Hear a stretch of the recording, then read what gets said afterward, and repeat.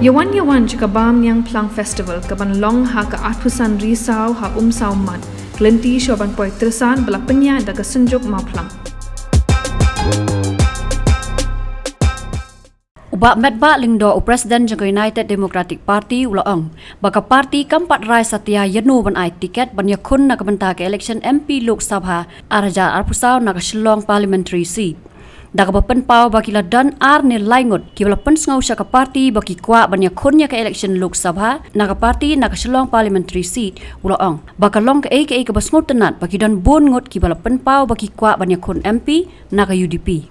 Laban kedua hang ni balai teliki kerteng kilami perthai ki papan tiket naga UDP banyak khonnya ke election Lok Sabha arngot ki diki MLA berem bakan thop yo ba proses ti sau khme na maulai paruba jamino mau tho na nong thamai Weipat udi ba Robert June Kharjardin undang elam ka Hinyau Trap Youth Council ubala no kam komu presiden ka niga seng haki kandidat sngi bala dep bat manta komu chief advisor jong ka HYC Halor ke election MDC araja arpsa uba medba ulaong baga UDP kampat ya kran ne shim ya kanu karai halor ke nika election daga bapentep bagi ladon ki MDC ki bapenpau bagi kwa panya khun ya ke nika election nak tiket ke parti kenthop ru ya ki MDC bamenta jong ke parti Hilang yang sedang menya berkat harga debat kini ki yu tamangin empat raya ni harga debat ni lain ki MDC ki beri ki MDC gitu kalau bakal jumpa pau jongki gitu gitu lah Andai lalu kita ngimpat baik. Ngisok komen bala kalian ke parti kita bun lagi bakwa banyak kon ke parti UDP. Nak ketika UDP.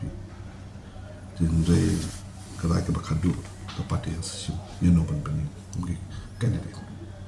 Manwa don ki election kecil pilih yang kertong kadon baik nak kalian jungi ke parti. Bahawa man mungkin pilih ke kandidat jungi ni community bagi dia pois katong. Dan Haki senam ki beradab, haki election ki beradab. Ini mesti melawan yo. Dari ban poin sekatong.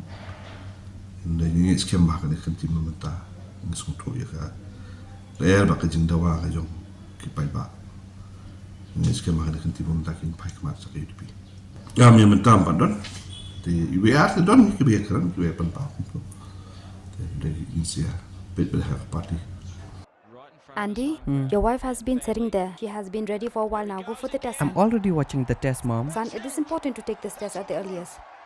Mom, why do we need to rush? What will happen even if we're late to take the test? Look, son. You see, that is why it is important to reach on time. Go. Within the first 3 months of pregnancy, it is important for the mother to get tested for HIV in order to prevent the baby from getting infected with HIV, so that the mother and the baby can live a healthy and long life. Earlier the checkup. Healthy life confirmed. Get yourself tested for HIV during your first pregnancy checkup.